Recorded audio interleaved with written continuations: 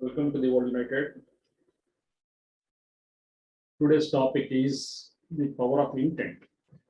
What is this intent all about? And how this intent is useful for inner awakening? We are going to discuss on this. Intent means the intensity of keeping one's attention, the intensity or focus of keeping one's attention relaxedly, passively, with great ease on one certain thing. Developing one's intent means developing one's capability of being watchful, capability of being attentive for a long time, without any disturbance, without any wavering, without any distractions, in whatever environment or situations one is, despite so many types of temptations, so many types of turbulences, one is into. The wise man keeps his intent viscerally, that is internally. When he comes out of his consciousness, when he comes out of his centeredness, the power of intent gets disseminated or reduced. That is the reason why the yogi or a master or a wise man keeps his intent always focused, keeps his intent always on fire. The common man, because of his inability to understand the value and significance of keeping one's intent focusedly, he will not understand it and makes his mind go astray. Like we have stray dogs, we have stray thoughts in the mind. All these stray thoughts will keep on occupying or engaging the consciousness and makes him more unconscious, makes him more not focused. This is the type of situation or level of consciousness in a common man or untrained people. People who want to go within, people who are on the path of inner awakening, know the importance of handling these stray thoughts in mind. So the warrior or the master or the yogi is always busy in watching these stray thoughts, the weed thoughts, unnecessary thoughts, unwanted thoughts. So he doesn't give energy to these weed thoughts or stray thoughts by way of not paying attention to them. The more we pay attention to these stray thoughts, they become more powerful and engages us as so much so that we become more unconscious and become prey for the unconscious unwanted thoughts. The yogi, in contrary to it, keeps on watching his own stray thoughts and makes the power of intent on fire. So intent is basically the level of attention, the depth of attention, which is kept viscerally. Viscerally means internally. Antarmukha, that means internally. So the consciousness which is internalized, when it is much focused passively, much focused soulfully, it acquires power, it converges. Like this convex lens, it is kept against the sun rays. The very sun rays get converged and meet a point where it burns anything. So the burning capacity of the routine sun rays is because of the convergence of the sun rays at one point. Similarly, the intent of the intensity of keeping attention, if it is converged at certain point or certain thought or certain anything subjectively or objectively, it acquires power. So now the subject is going to be the consciousness itself, consciousness watching itself. When consciousness gets watchful, when consciousness becomes watchful, it becomes converged. Then it is called as the converged consciousness. And the converged consciousness finds its center. This center is called as the Hiranyagarbha. And this Hiranyagarbha is located just below the belly, viscerally, internally, centripetalized in a collective format, in a converged format. This converged consciousness has to be held as long as one wants as per the need. So the ability to converge consciousness and to stay centered is the hallmark of any self-mastery. Is the hallmark of any wise man or yogi. So intent has got a lot of power. So how to acquire with the intent? We acquire intent by way of something called as reductionistic principle or exclusion principle. For example, if we keep on observing so many stray thoughts after becoming more silent inside, passively, if we keep on observing our thoughts, what happens is the configuration of the psycho-emotional matrix of one's own self comes into the picture. The outer layer of the thoughts, which are more conscious or more bothering, come to the higher of attention. And if we keep on watching these superficial thoughts or the peripheralist thoughts, we come into a deeper level of the root of those thoughts. One layer of the onion is removed. We enter into the next level. And if we keep on observing, the root of these rooted thoughts will come onto the surface. Will come to the superficial aspect of one's consciousness. And if we keep on observing, the outer layers of these onion-like layers of thoughts get removed one by one, and slowly we reach to its center where it is pure consciousness and no thoughts absolutely.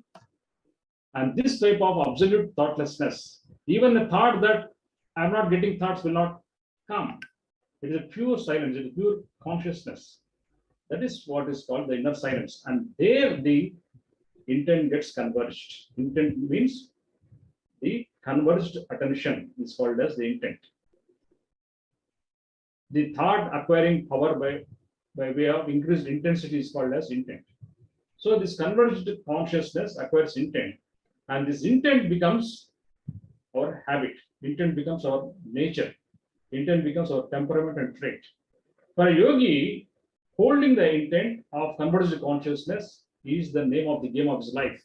So every moment he is extremely bothered in whatever situation, easy situation or a complex situation, he is extremely bothered about his level of converged consciousness, how long he can hold this converged consciousness. That's the only thing he's much bothered about. He's not bothered about whom he is with, what he's doing, but how he is within in what he does. That matters most. Even brushing a teeth may be a very small work. It doesn't require any type of concentration or attention or watchfulness, but still there is an important act for him, because how well he is vigilant inside, how well he is attentive inside, how well he is watchful and soulful inside, that matters most for a yogi. So there is no thing called as trivial or small or insignificant or less important for a yogi. Every act, every moment is extremely important, extremely vital, and extremely significant for him. And he cannot lose a single moment by way of becoming unwatchful, by way of becoming less attentive, by way of becoming less focused. For him, staying centered, staying focused, staying converged matters most. So every moment he exploits to make himself more and more converged and makes himself more and more attentive or watchful inside. So he's bothered about what he is inside than what he does outside. So when he's bothered about what he is inside, every act, every activity, what he does in social realm turns into a spiritual practice, because he is bothered about what he is inside. So what level of consciousness he has got by way of performing certain act, or by way of doing something which is small or big or complex or simple, doesn't matter. How he is inside, that matters most. And based upon this perspective, he moves forward. So this reductionistic principle, what Ramana Yogi called as neti neti, this is not that, this is not that. There's something more deeper, there's something more behind, there's something more beneath, there's something more hidden. So the hidden aspects of one's own thought, if you keep on following, there is the primordial thought or root thought, and the root thought, once it's identified, that becomes a laughable stock and we become more silent. That is called a satori. That's called insight. A petal opens inside. A blossoming opens inside. An awakening happens inside. So intent means removal of the onion peel-like layers of thought and its patterns by way of continuous attentive watchfulness, and watching all the peels of layer disseminate like a vapor. They get vaporized they vanish into thin air, they vanish into nothing. So the fields of layers of consciousness, full of thoughts, stray thoughts, unnecessary weak thoughts, will be removed, and we get converged into singularized consciousness that is visceral in nature and that is always in the lower belly, otherwise called as the Hiranyagarbha, the Hara. This is the power of intent we need to understand. And this happens by way of watchfulness. And this ability or element or property of watchfulness comes with certain practice. And this practice is what is called as meditation. And it has to be done with a relaxed, passive mind. Let us meditate now. Sit wherever you are comfortably with hands like this, two thumbs just approximated with each other, and a ring of this is the hara area. Keep it in your lap, drop your shoulders, and sit as if there are two eggshells kept in your armpits. So if you close it, you keep your shoulders, arms closer, the eggshells will be crushed. If it is too wide, they will fall away. So you have to sit in a certain way as if the shoulders need to be dropped and totally relaxed. The spine has to be comfortably straight, all the body, complete, every part of the body totally relaxed. If you are sitting on the chair or the sofa, keep your feet as wider as your shoulders are, and keep your head straight, and be watchful of your breath. With every inhalation, the abdomen has to rise, and with every exhalation, the abdomen has to go within.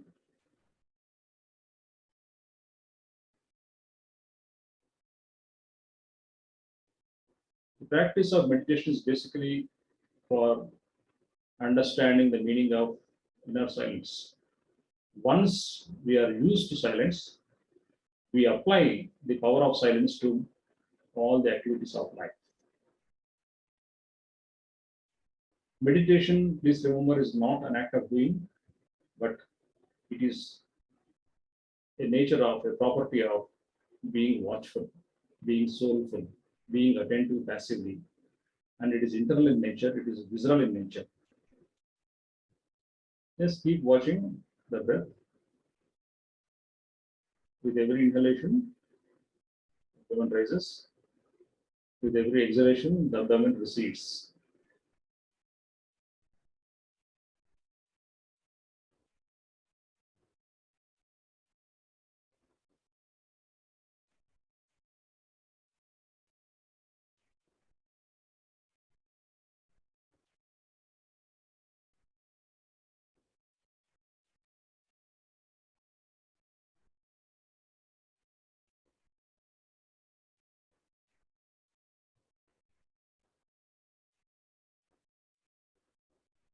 When the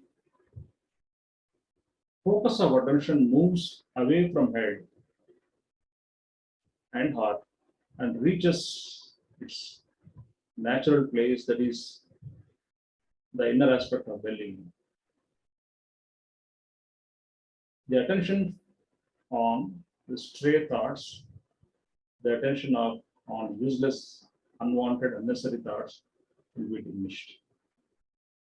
Same with unwanted feelings, unwanted, insignificant, useless emotions will also be diminished. And the attention on the Hiranyagarbha area, the Hara area, or the area of the soul, makes us more passive, makes us more relaxed, makes us more attentive, makes us more soulful, and makes us more watchful. That is the power of space.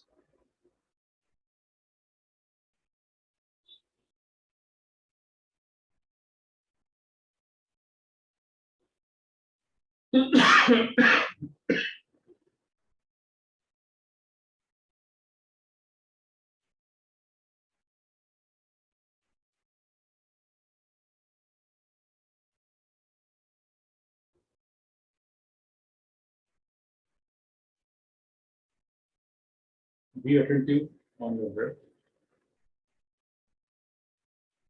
Exhalation is very important than inhalation. When you exhale, add an element of letting go. You let go of your head, let go of your heart. and reach the thara area. Keep your mind's eye on the area below the navel, internally.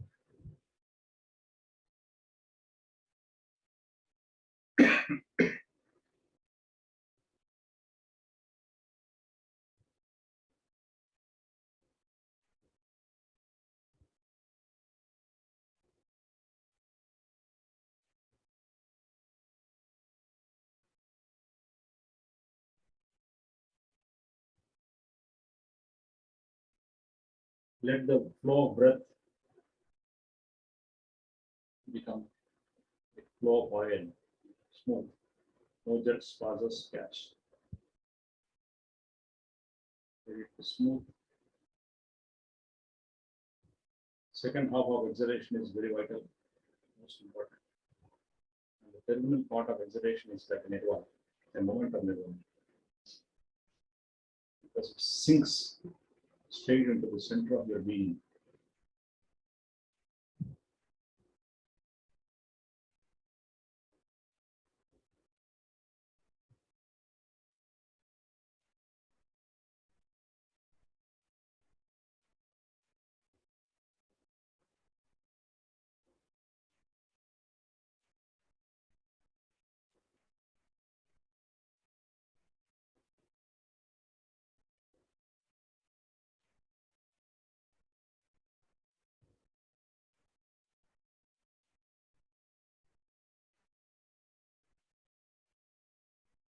Kindly get into this part of meditation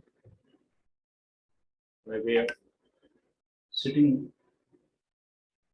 at least 3 to 5 times. Each time aim of 5 minutes. Out of these 3 or 5 sittings, one sitting should be more longer, maybe 15 minutes or 20 minutes or more, as long as you can enjoy. But at least 5 minutes each sitting is must, because silence has to be your memory. The internal silence has to be understood and memorized by the consciousness. The thought of being meditative itself should make one meditative. And see that your breath happens always in the present, even in your wakeful activities. Master of breath is to be done when the abdominal breathes. Though lungs are not located in the abdomen, what I mean by abdominal breathing is the diaphragm will be pushed down in such a way that with every inhalation, abdomen protrudes, and with every exhalation, abdomen recedes passively, without any jet, without any pause, without any gap. Smoothly, in all wakeful activities also, the breath has to be like that. The way child breathes, the way animal breathes, the way